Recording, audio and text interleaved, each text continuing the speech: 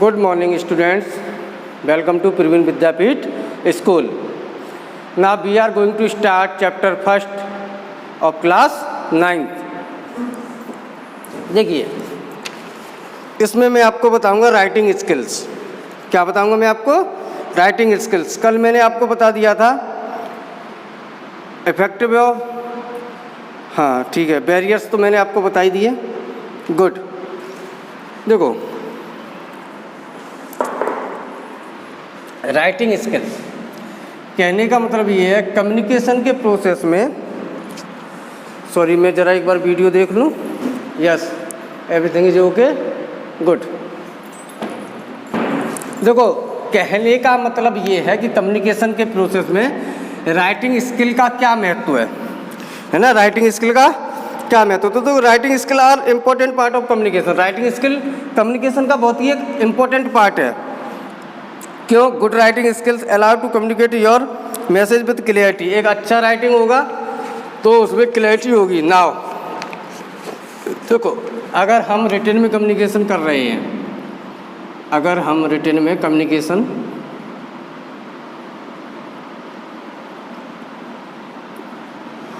अगर मान लो हमारा कम्युनिकेशन जिसका मीडियम है रिटन, लेटर के थ्रू या किसी के थ्रू अगर हम कम्युनिकेशन कर रहे हैं, तो देखो क्या राइटिंग स्किल्स इम्प्रूव होना चाहिए. ये भी हमारा कम्युनिकेशन का एक पार्ट होता है ना. कैसे? 5 good writing habits. 5 good writing habits. देखिएगा,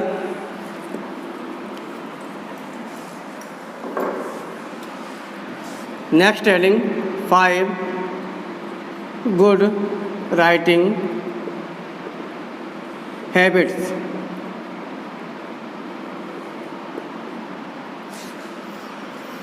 देखो, इसमें ज़रूरी नहीं है कि ये कंपलसरी नहीं है कि 5 ही हो, 6 हो सकती है, 7, 8 कुछ भी हो सकती हैं. आप जितनी जान लो उतनी कम है. अच्छे राइटिंग किस तरीके से आ सकता है, हमारा राइटिंग को इम्प्रूव हम कैसे कर सकते हैं, ये बताया गया है. इसमें 5 तरीके बताए गए हैं. आप 6 लिख दो, 7 लिख दो, जिस तरीके के क्वेश्चन में आपको पूछा जाए.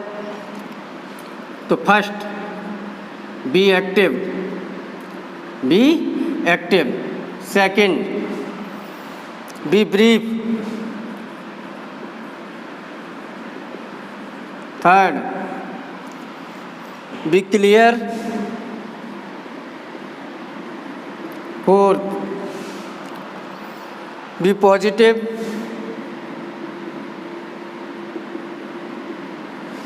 फिफ्थ, कुछ भी लिख सकते हो आपको आता है, जैसे फिफ्थ लिख दो बी कॉन्फिडेंट.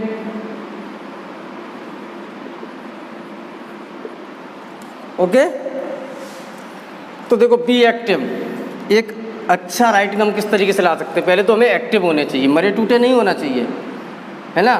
जैसे मान लो हम फिजिकली फिट नहीं है, फीवर आ रहा है, हमें ऐसा नहीं. एक्टिव होना चाहिए, एकदम जुनून होना चाहिए, करने का जोश होना चाहिए. Be active. ना be brief. Brief means short, संक्षिप्त में. मीन्स, इसका मीन्स क्या है? शॉर्ट, संक्षिप्त में. जो भी हम कह रहे हैं वो शॉर्ट में नोट होना चाहिए. इतना शॉर्ट नहीं. शॉर्ट का मतलब यहाँ आप ये समझ सकते हो कि कम से कम शब्दों में अपनी बात को पूरा कह देना.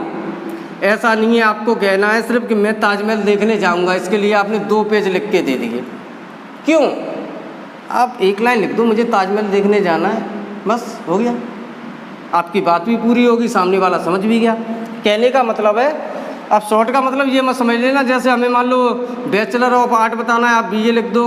लिख भी सकते हो अगर सामने वाले को नॉलेज हो तो, कि what is the full form of BA. Short का मीन्स ये है कि अपनी बात को कम शब्दों में पूरा लिखिए. That is called be brief. Short लिखना चाहिए. Be clear. जो कुछ भी है आपका कोई जिस टॉपिक पर आप बात कर रहे हो वो एकदम क्लियर होना चाहिए, साफ सुथरा होना चाहिए, पॉइंट टू पॉइंट होना चाहिए. राइटिंग भी अच्छा होना चाहिए. B positive. जिस टॉपिक को लेकर हम कन्वर्सेशन कर रहे हैं उसके लिए हमें सकारात्मक रहना चाहिए, मीन्स पॉजिटिव रहना चाहिए. कैसे? मान लो आप गए डॉक्टर के पास, डॉक्टर ने कहा एक टेस्ट करा के लाओ, CBC टेस्ट करा के लाओ. उसने ब्लड की कोई टेस्टिंग नोट लिख दी आपको, है ना. ब्लड की कोई टेस्टिंग लिख दी. आगे आपकी पॉजिटिव आई या मान लो नेगेटिव आई. अब आप किसी से टॉकिंग कर रहे हैं कि पता नहीं पॉजिटिव अच्छा होता है कि नेगेटिव अच्छा होता है, पता नहीं क्या होगा, आप खुद डाउट बोलो, आपको कुछ पता ही नहीं है, तो आपको पॉजिटिव ही बात करनी चाहिए, मतलब सब कुछ अच्छा होगा, ऑल इज़ वेल, है ना। तो ये नहीं पता नहीं नेगेटिव आ गई है या पॉजिटिव आ गई है, अब क्या होगा, मैं क्या करूँगा, आप नेगेटिव सोच लगे हो, ऐसा तो नहीं है मुझे एडमिट कर लिया जाएगा, कुछ नहीं सोचना, बस पॉजिटिव सोचो, ऑल इज़ वेल, सब कुछ अच्छा होगा, कोई प्रॉब्लम नहीं है, और आगे तो वो डॉक्टर बताएगा ही। Now come to the next point, be confident. Sorry, duster में उठा लूँ जरा, आहा, ओके। बी कॉन्फिडेंट, हमेशा कॉन्फिडेंट रहना चाहिए। जिस टॉपिक पर हम बात कर रहे हैं ना, जैसे मैं आपको ये समझा रहा हूँ राइटिंग स्किल्स, तो हम अपने राइटिंग स्किल्स मीन्स लेखन कौशल, क्या कह सकते हैं इसे, लेखन कौशल, अपने राइटिंग को हम इम्प्रूव कैसे कर सकते हैं, उसकी प्रैक्टिस करिए, है ना। एक कौन सा हो सकता है, जैसे 6 मिलेगा, देखो एक प्रैक्टिस, बार बार प्रैक्टिस करनी चाहिए, प्रैक्टिस मेनी टाइम्स, ये 6 पॉइंट हो गया। आप सोचो अपने मन, देखो ऐसा नहीं हमें कुछ लर्न करना होता है, मैं आपको इसलिए ये सब एक्सप्लेन कर रहा हूँ, ये चीज़ें अपने माइंड में रखिए, लर्न करने की नीड ही नहीं पड़ेगी, अपने आप एक्सप्लेन करते करते लर्न हो जाएगा आपको। अब जैसे हम मान लो राइटिंग स्किल बढ़ा रहे हैं कि हमारा राइटिंग किस तरीके से अच्छा हो सकता है, आप भी वहाँ बैठे हो सोच रहे होगे, सोचो एक आध पॉइंट तो आपको मिल जाएगा, बार बार प्रैक्टिस करो, कोई लेटर अच्छा नहीं आ रहा उसे अच्छा बनाइए, है ना। तो that is called writing skill, इस तरीके से हम राइटिंग स्किल अपना इम्प्रूव कर सकते हैं। नाउ नेक्स्ट,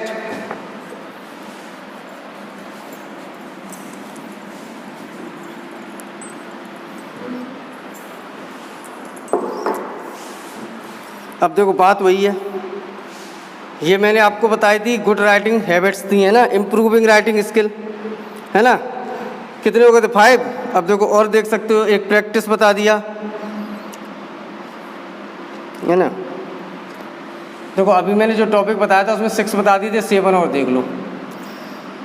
हमें प्रैक्टिस ऐसी जगह करनी चाहिए जहाँ पर शोर ना हो, नॉइस ना हो, है ना, जहाँ पर आप एकाग्रचित होकर, कंसंट्रेट होकर अपने फोकस को टारगेट कर सकें, है ना, अपने फोकस को टारगेट कर सकें, उस पर ध्यान दे सकें, और कोई आपको डिस्टर्बेंस करने वाला नहीं होना चाहिए। तो एक ये भी पॉइंट लिख सकते हो, और जैसे एक पॉइंट आप मान सकते हो,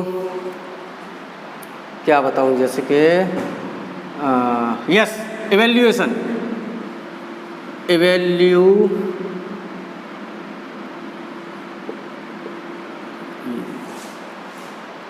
इवैल्यूएशन मीन्स मूल्यांकन करना। कहने का मतलब ये है, आप मान लो डेली प्रैक्टिस कर रहे हो, ये फर्स्ट डे हो गया, ये सेकंड डे हो गया, आपने थर्ड डे प्रैक्टिस की, फोर्थ डे की, आप प्रैक्टिस करते जा रहे हो, क्या आपने कभी ये देखा कि हमें कितना इम्प्रूव हो रहा है, हमें कितना सुधार आ रहा है। तो कहने का मतलब है खुद को चेक करना, खुद का मूल्यांकन करना, खुद को रीचेक करना, खुद को ये चेक करना, क्या हमें फर्स्ट डे हमारा कितना इम्प्रूवमेंट है, सेकंड डे कितना है, राइटिंग में कुछ सुधार आया या नहीं आया, पता चले प्रैक्टिस करने में लगे, इम्प्रूवमेंट हो ही नहीं रहा है ना। थर्ड डे कितना सुधार आया उसे नोट करो, क्या मिस्टेक्स हैं उसे नोट करो, अगेन प्रैक्टिस करो, अगेन इम्प्रूवमेंट आएगा, अगेन चेक करो। ओके, नाउ नेक्स्ट हेडिंग हम लेते हैं, basic component of English grammar. Basic components of English grammar.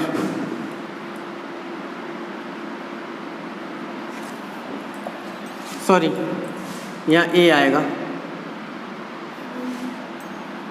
देखो अब आप लोग सोच रहे होंगे कि ये सब्जेक्ट है इंफॉर्मेशन टेक्नोलॉजी, कंप्यूटर, इसमें ये इंग्लिश राइटिंग ये सब कहाँ से आ रहा है और क्यों आ रहा है।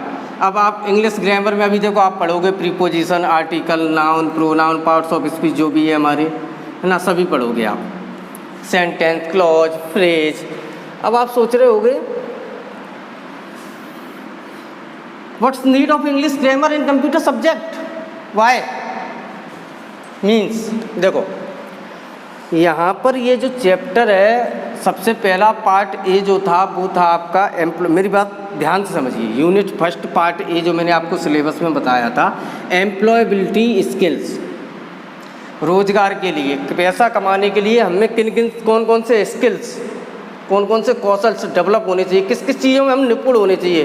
कुछ चीज़ें ऐसी होती हैं जिनमें हमें निपुण होना चाहिए, जिससे कि हम पैसा इजीली गेट कर सकें, उतना तो कमा सकें कि जिससे हमारी रोजी रोटी चल सके। नाउ तो यहाँ पर मैं आपको इंग्लिश ग्रामर नहीं पढ़ा रहा हूँ, मेरी बात समझिएगा। जो हमारा टॉपिक था कम्युनिकेशन, कम्युनिकेशन का मतलब समझ रहे हो, जैसे कि मैं आपको बिल्कुल हिंदी में बता दूं कम्युनिकेशन, आप समझ सकते हो। जैसे हमारा आपका क्या हो रहा है कम्युनिकेशन, हम कोई व्यक्ति एक स्थान से अपने विचार को दूसरे स्थान पर भेजता है, या अपने विचारों और भावों को एक स्थान से दूसरे स्थान पर पहुंचाना, और जहां आपने पहुंचाया जिस व्यक्ति के पास, वो व्यक्ति भी अपने और विचारों को आप तक पहुंचाए। दैट इज कॉल्ड कम्युनिकेशन, बातचीत करना, और जो भी प्रॉब्लम हो उसे कंसल्ट करना, that is called feedback. Now देखिएगा कहाँ थे, कहाँ पहुँच गए। Now come to the point, basic components of English grammar. कहने का मतलब ये है, मान लो आप कम्युनिकेशन कर रहे हैं तो सामने वाली पार्टी कभी ऐसी भी मिलती है कि वो इंग्लिश उसकी बहुत अच्छी है और वो इंग्लिश में टॉक कर रहा है सामने से, है ना, वो सामने से इंग्लिश में टॉक कर रहा है, he will talk in English. आप क्या करोगे उस समय, आपको इंग्लिश के कुछ पॉइंट्स पे अच्छी कमांड होनी चाहिए।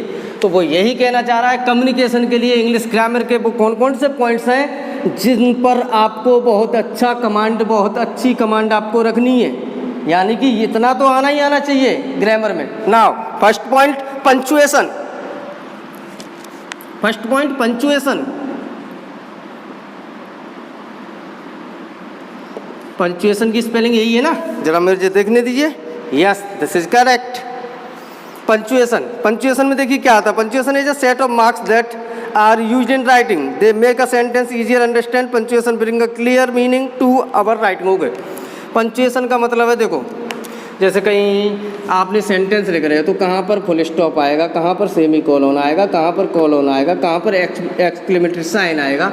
मतलब एक जैसे आपने कोई लाइन लिखी, उसे सुंदर बनाने के लिए कहाँ ब्रेक देना है ना, कहाँ पर ऐसा सेंटेंस है जिसके भाव ऐसे निकलने हैं जहाँ हमें एक्सक्लेमेटरी साइन ये लगाना है, सेमी कोलोन ये कहाँ पे लगाना है। तो ये सब चीज़ें आपको आनी चाहिए।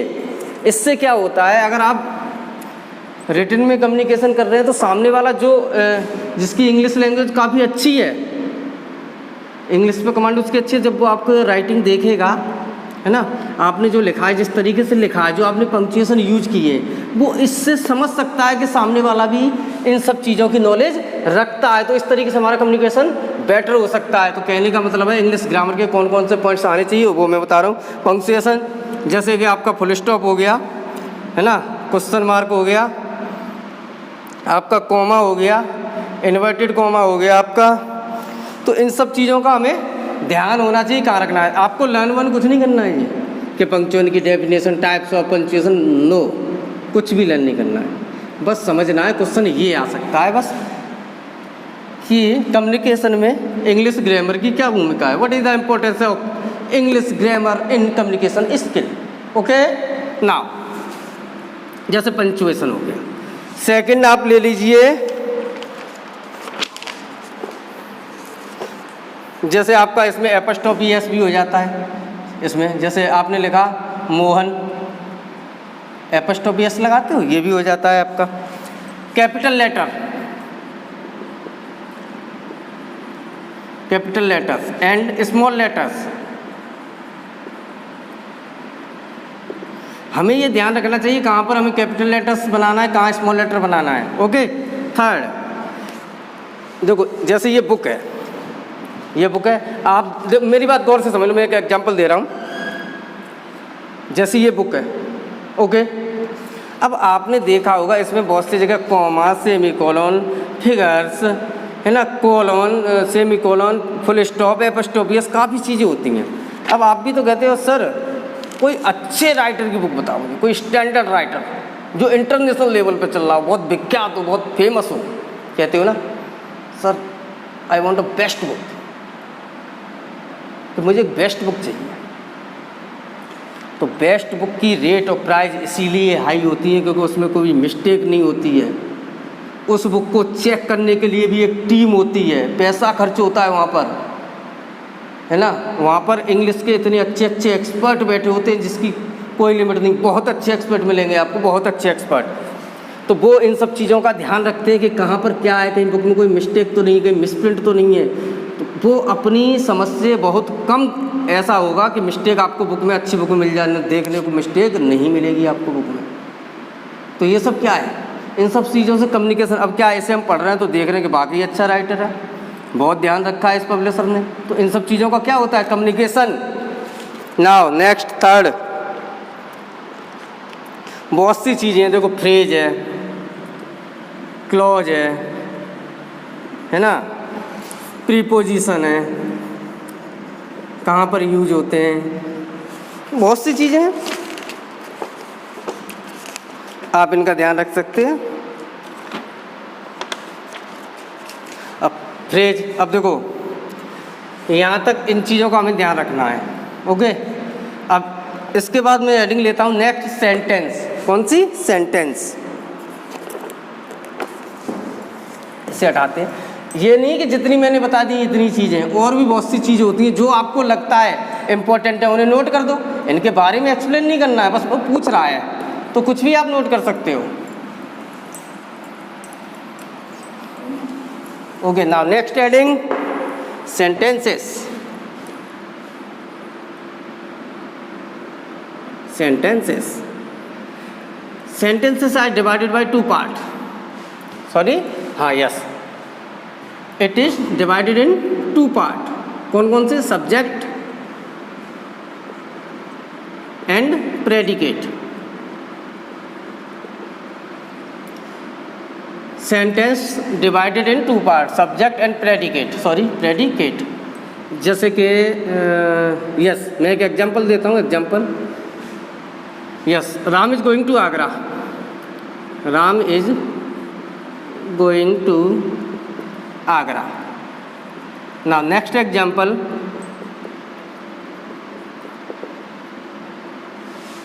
Meera does not wash your clothes. Wash her clothes. Sorry. बहुत क्लोज कर दो, CLOTHES, विद हर फादर। कहने का मतलब है राम आगरा जा रहा है और ये Meera does not wash cloth with her father. Now Meera अपने पिताजी के साथ कपड़े नहीं धोती है, तो इसमें सब्जेक्ट क्या हो गया हमारा, राम। राम को छोड़कर जो कुछ भी बचा सिंपल सेंटेंस में, दैट इज कॉल्ड प्रेडिकेट। ये क्या हो गया, इज से लेकर, इज गोइंग टू आगरा से लेकर predicate. Ram is a subject. कहने का मतलब मैं यहाँ पे आपको सेंटेंस नहीं सिखा रहा हूँ, सेंटेंस की भी नॉलेज होना चाहिए कि कौन सा सेंटेंस है। देखो मैं आपको सेंटेंस नहीं पढ़ा रहा हूँ यहाँ पे, कम्युनिकेशन के लिए बता रहा हूँ। कम्युनिकेशन के लिए क्या क्या चीज़ें इंपॉर्टेंट है, जैसे उधर ये बताई, सेंटेंस भी इंपॉर्टेंट है। क्यों, जैसे इंटेरोगेटिव है, एक्सक्लेमेटरी सेंटेंस होता है, नेगेटिव सेंटेंस होता है, डबल इंटेरोगेटिव सेंटेंस होता है, तो बहुत तरीके के सेंटेंस होते हैं। तो आप सेंटेंस को देख कर समझ सकोगे ये कौन सा सेंटेंस है, बस इससे ज़्यादा कुछ नहीं है। ओके, ये नेगेटिव है, ये सिंपल है, अफर्मेटिव होता है जैसे कि simple.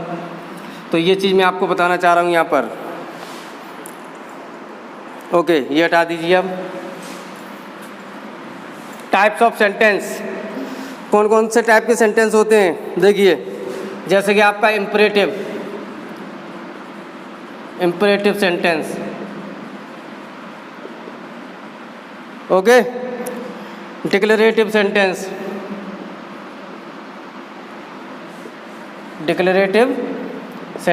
Third interrogative sentence,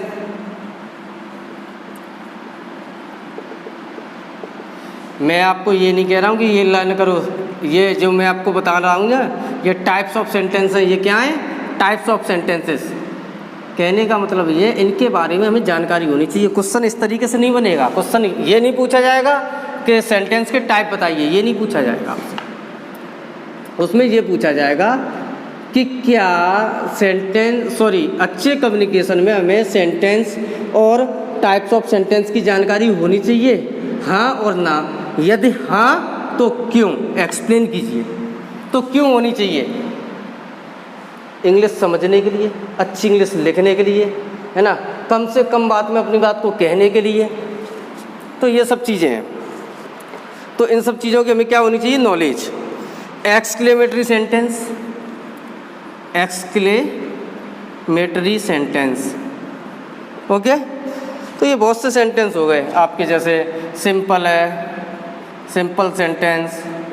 negative हो गया, नेगेटिव सेंटेंस, नेगेटिव सेंटेंस। और जैसे कि आप ले सकते हो, हाँ, double interrogative sentence,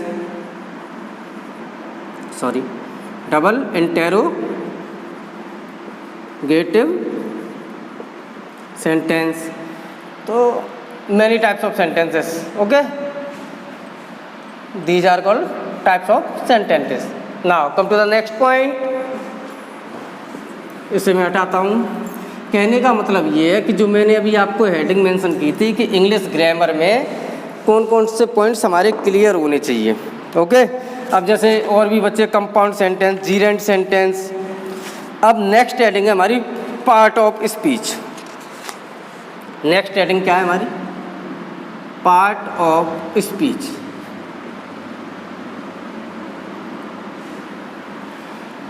It is a most important part of English language. It is a most important part of English language because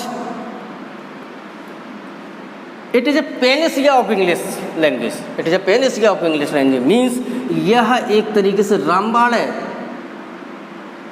English भाषा का। यह एक तरीके से रामबाण है। That is called part of speech. कौन कौन से होते हैं? जैसे नाउन है, प्रोनाउन है, एडजेक्टिव है, एडवर्ब है। इसके बारे में मैं आपको नेक्स्ट वीडियो में बताऊंगा। आज के लिए इतना ही। बेटा देखो, इतना देखे रहिए, मेरे ख्याल से आपको कोई डाउट नहीं होगा। अगर कोई डाउट होता है तो एक बार वीडियो फिर से प्ले कर लेना, और फिर भी कोई डाउट होता है तो आप हमारे साथ कंसल्ट कर लेना। मिलते हैं नेक्स्ट वीडियो में। सी यू नेक्स्ट वीडियो। तब तक के लिए थैंक यू वेरी मच।